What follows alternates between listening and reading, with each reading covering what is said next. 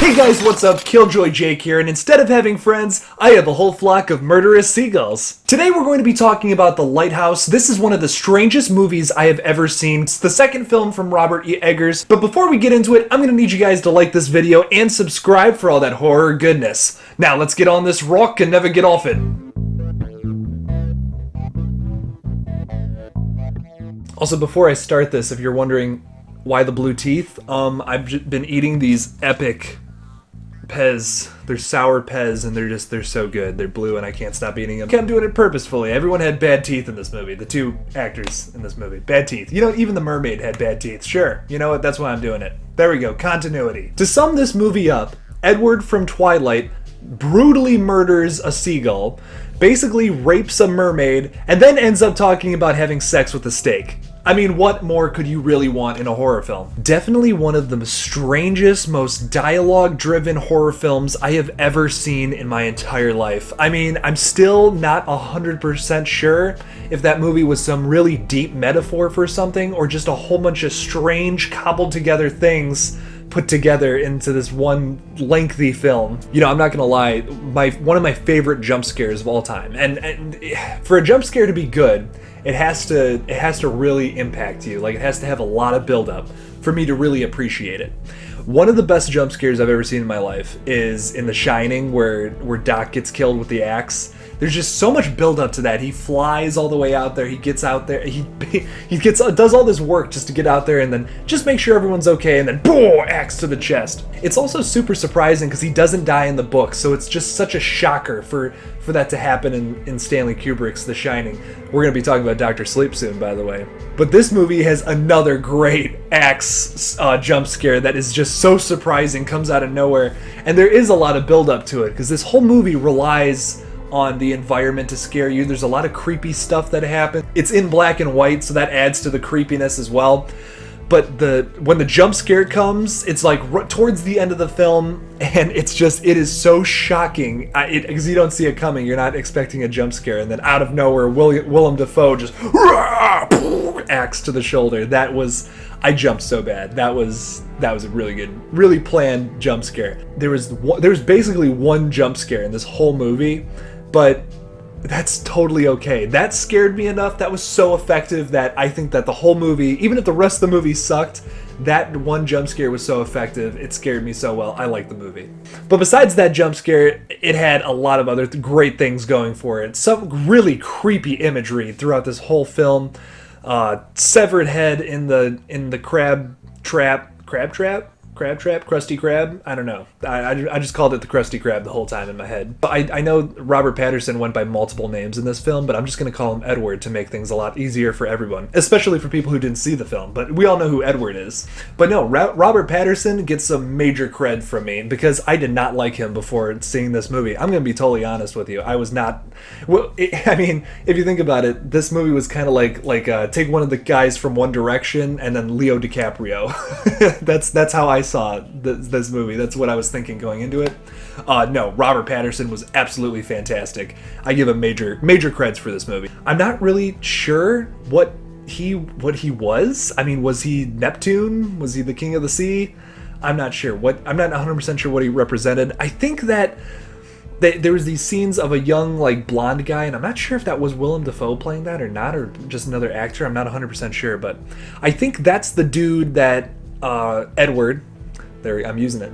That Edward was talking about from the logging, when he was doing all the logging up in Canada or whatever. I think that's the guy that he accidentally get crushed under all the timber. And he's seeing that. I'm still not, like I said, I'm still not 100% sure what was happening in this movie. Also, going off of that, he turned into the mermaid at one point, Willem Dafoe. So does that mean Robert Pattinson was having sex with Willem Dafoe's character in mermaid form? That is how weird this movie gets. If you've never seen this and you're listening to this for the first time, you're like, what the heck is going on? Go see this movie. And here's the thing, I'm not really spoiling anything. Like, yeah, I talked about that jump scare, but I don't... My biggest criticism for this movie is I don't really understand where it was going. Definitely Shining inspired. Like, my only criticism that I have about The Shining is I don't really it's not very cohesive. It's a lot of scary stuff put together, but there's nothing like solid about it. And that's why there's so many theories about The Shining. Same with this movie. It doesn't really go anywhere. It's just like a whole bunch of weird stuff cobbled together, and then it just kind of ends.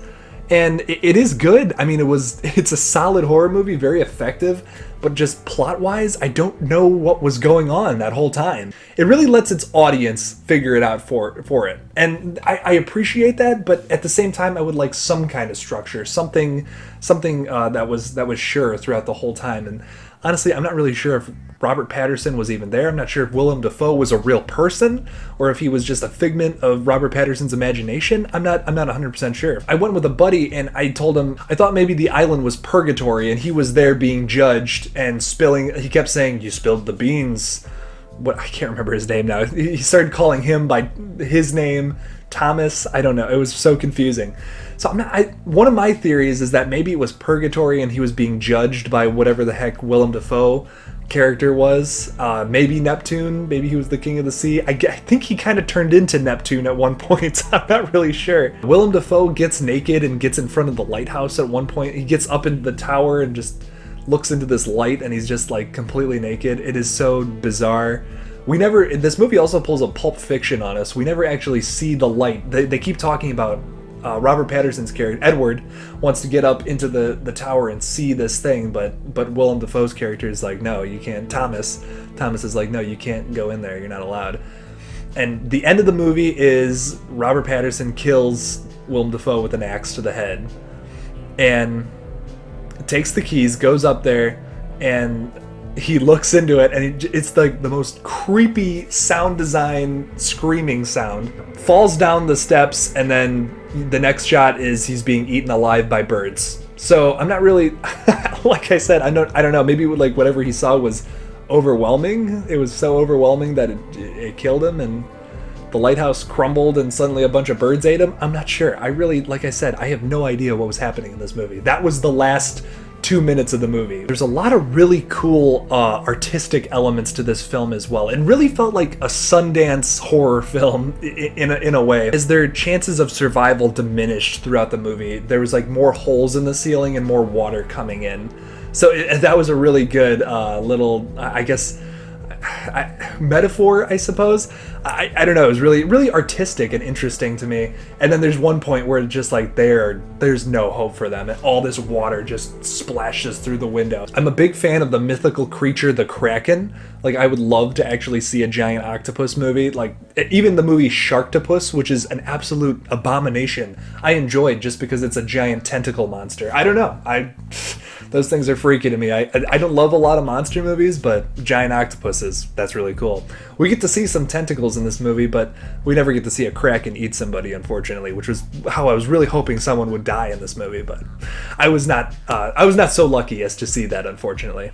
But like I was saying, this movie does rely on its creepy environment to scare you rather than jump scares, although I will say that one jump scare was incredible, very awesome.